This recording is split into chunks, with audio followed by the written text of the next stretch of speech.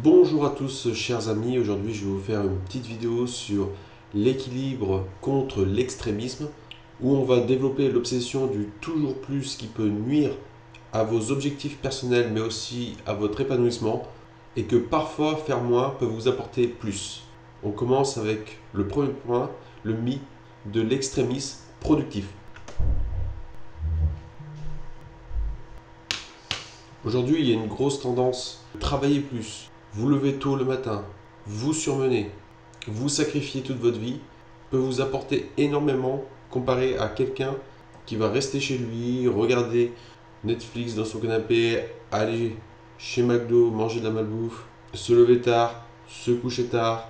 Mais travailler plus ne veut pas forcément dire réussir plus, puisque les deux sont vrais. Vous avez besoin d'avoir une certaine discipline si vous voulez réussir au niveau professionnel, mais aussi vous avez besoin de moments de détente si vous voulez recharger vos batteries pour avoir un impact encore plus grand sur vos objectifs. Et à la fin, arriver au Saint Graal où vous aimez vraiment faire ce que vous faites au niveau professionnel et ce n'est même plus un travail pour vous. Je vais juste vous imager ça avec un graphique très simple qui ressemble un peu au graphique des rendements des impôts sur la population. On va partir du fait que la productivité est différente selon chaque individu. Ici, la productivité et là, la détente. L'objectif sera de trouver votre point de détente par rapport à votre productivité optimale, ce qui va vous permettre de revenir vers votre cycle de productivité et de créer ainsi une boucle vertueuse. Petit 2, le coût d'opportunité. Le fait d'être sans cesse dans la productivité, mettre de côté vos ambitions et vos rêves, créer d'un côté une différence énorme entre les compétences que vous allez acquérir au niveau professionnel et de l'autre côté un déficit énorme au niveau de votre bonheur entre guillemets. J'appellerais plutôt ça votre épanouissement personnel qui est le but de votre vie.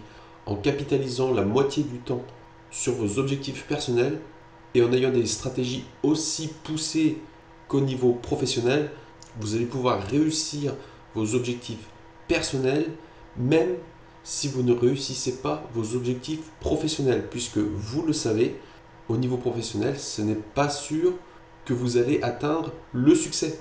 Car aujourd'hui, tous les secteurs de l'économie ont déjà une place bien ancrée et se démarquer n'est pas aussi évident qu'on le croit. Se démarquer, c'est prendre une part des marchés de la concurrence.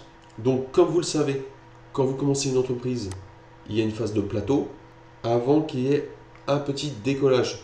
Mais en attendant, si vous ne profitez pas de votre vie, de l'autre côté, il y aura toujours une phase de plateau, voire même un sentiment d'insatisfaction qui va vous emmener à abandonner vos projets professionnels.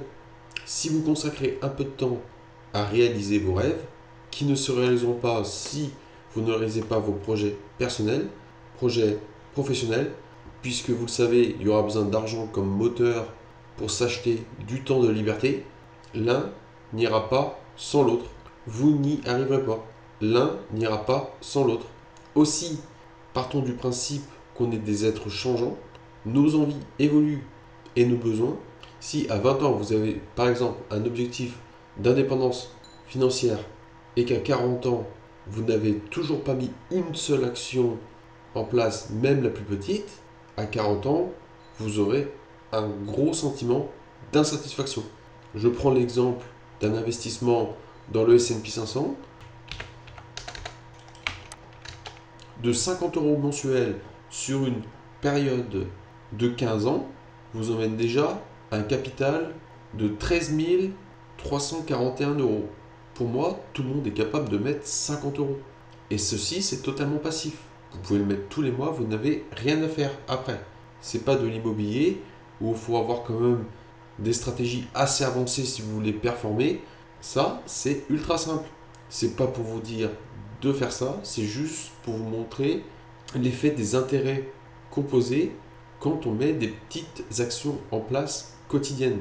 Et on retourne sur l'équilibre, puisque au niveau professionnel, il faut performer, mais aussi dans sa vie privée, pour pouvoir, in fine, concentrer tous ses efforts sur sa vie privée et même en étant assez malin, gagner de l'argent par rapport à ce que vous faites dans votre vie privée.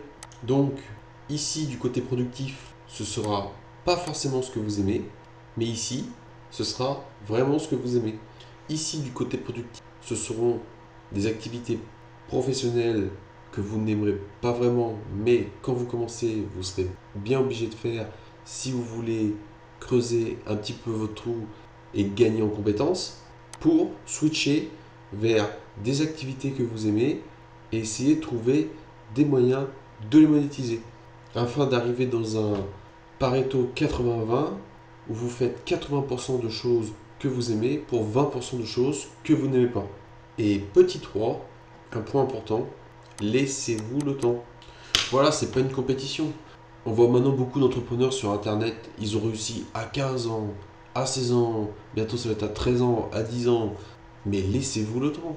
On s'en fiche sur le fait que les autres, ils aient réussi avant vous ou après vous. Il n'y a pas besoin de se comparer. Le but, c'est de maximiser votre développement personnel en partant de votre niveau. Puisque tout le monde n'a pas le même niveau. Il y en a qui ont des capacités largement supérieures aux vôtres et vice-versa. Le monde est profondément inégal, c'est comme ça. Faites ce que vous pouvez à votre niveau et tout se passera bien. Un exemple, vous êtes salarié. Essayez, si vous voulez passer entrepreneur, essayez soit de prendre un travail le week-end ou un mi-temps pour commencer une entreprise entrepreneuriale ou de l'investissement en immobilier, et de l'autre côté, commencez à maximiser le temps que vous consacrez à vous-même. Vous faites ce qui vous semble le plus équilibré comparé à votre situation et vous avancez petit à petit. Après, peut-être que vous serez freelance et que vous aurez plus de temps pour consacrer à votre perso. Et après, peut-être que vous serez entrepreneur et que vous n'aurez pas beaucoup de temps au départ à consacrer à votre perso, mais qu'après vous allez développer des stratégies pour revenir dans développer votre personnel. Et tout ça, ça se fait pas en 5 minutes. Il faut se laisser le temps. Il faut partir de son niveau. Rien ne presse. Mais le plus important, c'est de commencer de quelque part.